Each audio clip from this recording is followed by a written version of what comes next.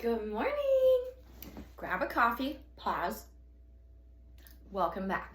Okay, this is back to the basics with my bestie. My best friend has decided to start her real estate journey. She is in Pittsburgh, Pennsylvania, and I am in Wilmington, North Carolina. I am currently licensed, so we will not be talking about state specific. I will only be talking about, you guessed it, the basics. And I want to talk to you guys like you're my bestie. I want my girl to be able to come back and watch these videos and just feel like she's right here with me in North Carolina. And I am so honored that she decided to ask me because I love doing real estate. Okay, so where do we start?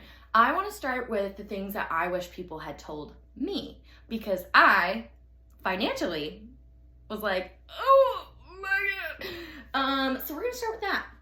So again, state specific, you need to make sure that you're looking at what state you're in. If you're in Pennsylvania, make sure that every video that you're watching, every book that you get, I want you to check the year. How old is it? If it's before 2020, it's probably not gonna apply. When it comes to real estate videos, I try not to watch 2020 because I'm currently in April of 2025. And one, it's almost half a decade old at this point.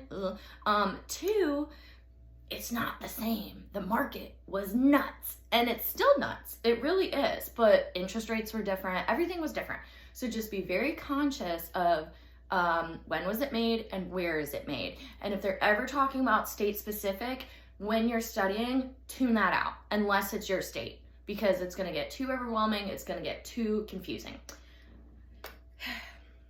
Where to begin? You're gonna hear this a lot.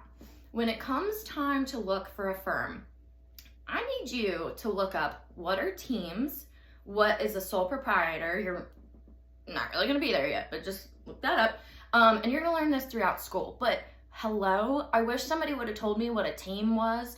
A lot of people, let me preface, I'm still a hairstylist. I've been a hairstylist for 8 years. I was a waitress for 7 years. I worked a lot with commission, so percentages, we got that.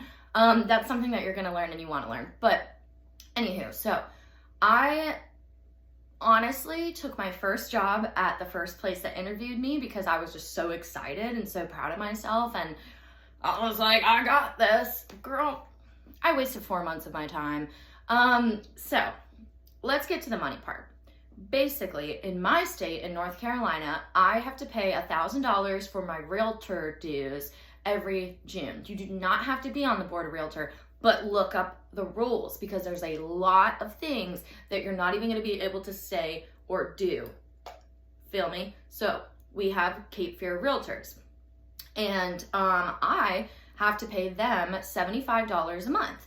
And a portion of it goes to my lockbox, which is the box that's going to be on the listings, and my app to be able to open the boxes when I go take people on tours or when I do open houses.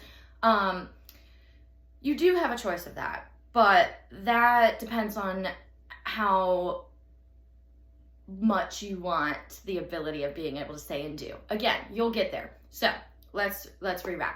I have to pay $1,000 every June. Let's be prepared for that, okay? Because when I signed on, we were like, oh, it's like a $450 sign on, right? Okay, well then they actually took almost $900. Luckily I had it, but I called the board of realtor and I was like, well, what the heck is going on? And she was like, you're not the only one that's confused. So I had to pay the sign on, and I had to pay basically the year that had already started. So I was all the way in May, I believe, when I got licensed. So I had to pay all the way from January to May. And then when the end of the year hit, what was that? It was in December or November. They hit me with the rest of the $600. Okay, take a breath. Totaling $1,000 a year. So I have a high yield savings account. You're gonna wanna know this for yourself, for your tax purposes, because nobody's paying our taxes, girl. You need to put 30% aside. I'm just giving you a lot of information for the future that I wish people told me, okay? If you can, you need to look up who has the highest interest for a high yield savings account. I just did Live Oak Bank in North Carolina because my retirement person told me that they have above a 4%. I have 4.2%, which is the highest so far that I found. So I chose that one because I have a couple closings coming up. I need to put money aside for next January to pay my taxes. So they say, let your money work for you. So if you put it in that account, they're paying you 4.2% on everything that you're getting. So ask them, are there fees to take the money out? Can I do it quarterly? So like, let's say for 3 months, I don't touch the money and it gains all this money. I'm allowed to take my money out and pay my taxes or pay my $1,000, except I'm not losing $1,000. I still got paid the 4.2%, okay? Anywho, and please pause, like write down what I'm saying, take notes, don't get overwhelmed. Again, this is a lot for the first video, but so have your $1,000 prepared. It might be different in other states, but $1,000 a year needs to be prepared. Then I pay $75 a month. My first firm told me to pay $100 a month, okay? Again, I worked there for 4 months and I didn't get paid, so I lost $400, okay? When I went on another interview, after DMing people, after meeting people, females that I felt comfortable with, that I was like, tell me the truth, okay? So here we are today. I joined Deb Connolly's team, and we are with Next Home Cape Fear, the firm. So the firm is here. Everything is through the firm. I get paid from firm to firm, and then the firm pays me, okay? So here's where we are. I'm at Next Home Cape Fear. I work for Magnolia Legacy Group. That's Deb Connolly. Then there's me and Mandy. And so when it comes to paying, you just want to read the contracts, ask questions. You're a baby. You're not going to be knowledgeable. Ask questions. I didn't ask questions, okay? And I had books and videos telling me to ask questions, and I was like, I don't know what to ask. Look it up, okay?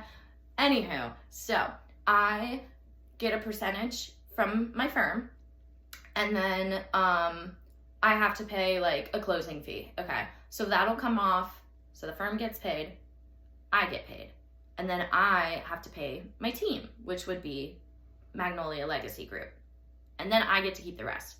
But you're gonna be smart and you're gonna put 30% away for taxes. You're gonna put 20% away for your business, and you're gonna take 50%, and then you'll be all good. All right? So just DM me, leave responses. I know this is like, but like I really wasn't expecting to pay thousands of dollars. It's not easy. Do not quit your day job, okay? Don't quit your day job. If you need to talk to a financial advisor, let's get you hooked up with that. Start there. Please, for the love of God, girl, don't quit your day job. I don't know how I would have done it. And let me tell you something, I'm part-time and you can still do closings. You can still have a life. Don't get burnt out, babe. Okay, I love you. Have a wonderful day. Let's start with that. And if you need me, it's Brokerbekspalumbo. I'm your new bestie.